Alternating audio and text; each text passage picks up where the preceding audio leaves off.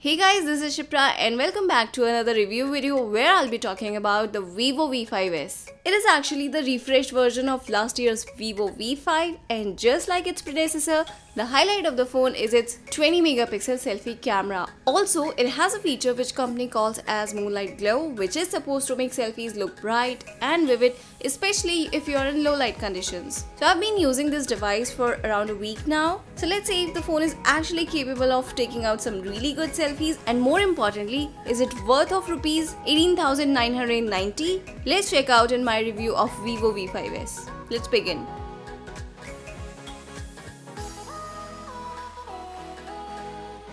Now before I start, let me tell you, I've already posted an unboxing and initial impression video, so make sure you check that out too. Now as I mentioned in my previous video, the new Vivo V5's design is heavily inspired by the iPhone 7. You can easily call a blunt copy of iPhone 7, especially the back of the phone. As you can see, similar antenna lines, that awkward camera bump, the placement of LED flash, and everything reminds you of the iPhone 7. Now apart from being an iPhone lookalike, the phone does manage to give you that premium look and feel. It is easy to hold and it feels nice in the hand. It also has sleek form factor which makes it easy to operate with one hand, but having a metallic back, it tends to get a bit slippery. At the front you can see a 2.5T curved glass, a capacitive home button which is integrated with the fingerprint scanner. So overall there's not a lot to complain about the design apart from the lack of originality, and at the end of the day it looks like any typical 5.5-inch phone. Now moving further in talking about the display, the Vivo V5s gets the same 5.5-inch HD display as its predecessor.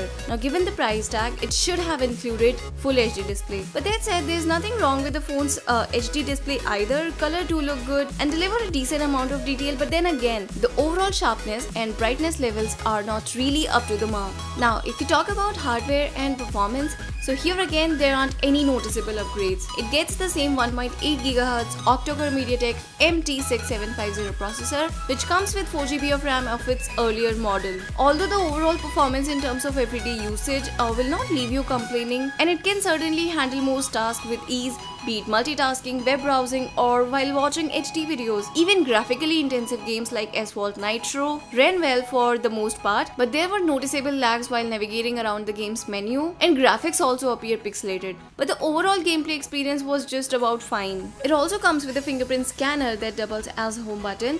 It is fast, responsive, and in my experience, it unlocks the device in less than a second. Now talking about call quality, it was clear and loud for both incoming as well as outgoing calls. Connectivity options on the phone include 4G LTE, dual SIM slots, Wi-Fi, Bluetooth 4.0, GPS, OTG support along with a 3.5mm audio jack. You also get 64GB built-in storage with an option of further expansion up to 128GB via the hybrid microSD card slot. Now in terms of software, it runs Android Marshmallow wrapped over the company's FunTouch OS, and as with the most Chinese smartphones, you get an iOS-inspired layout with no app drawer. All applications are housed within multiple home screens. A pull down from the top shows notification panel, while swiping up allows quick access to Wi-Fi, flashlight, auto-rotate, screen lock, and more. I did like a couple of features, but others seemed pointless. For instance, the Smart Split multitasking feature comes in real handy and offers a smooth lag-free experience. However, it is only limited to supported apps. So apart from everything, the software feels light and snappy, and I didn't come across any lags while navigating around the phone screen. But a stock Android interface would certainly have been the way to go here. Now coming to the highlight, and being a selfie-focused phone,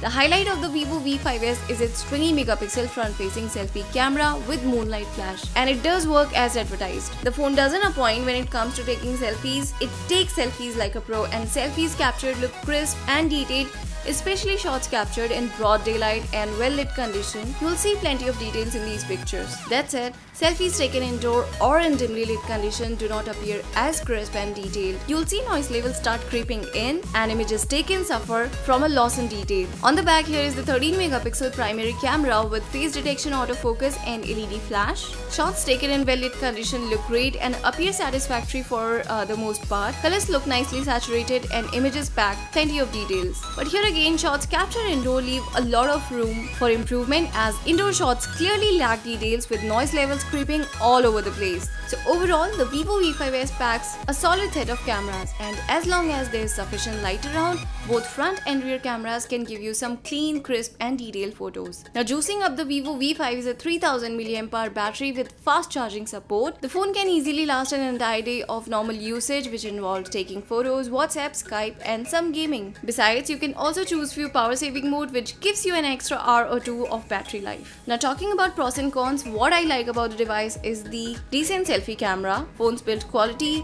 good battery life and fast and responsive fingerprint scanner. Now, what I didn't like about the device is its unoriginal design, confusing UI, and it's definitely not ideal for high-end gaming. So now if I talk about my opinion here, it does take some great photos and great selfies in daylight condition, but then again, the company has made a few compromises to focus on the phone's 20 megapixel selfie camera. For instance, the lower mid-range MediaTek processor or the lack of a Full HD screen. So these things certainly takes away a lot of brownie points. So if your priority of buying a phone is just a selfie camera, then definitely you should go for it. But if you're looking for overall phone which gives you decent battery life, decent performance and a clean UI experience, you should definitely check out other options too available in the market. So that's it in this video, guys. I hope you liked it. If yes, give it a thumbs up and do not forget to subscribe the channel. This is Shipra and I'll talk to you guys in my next video. Till then, have a great time.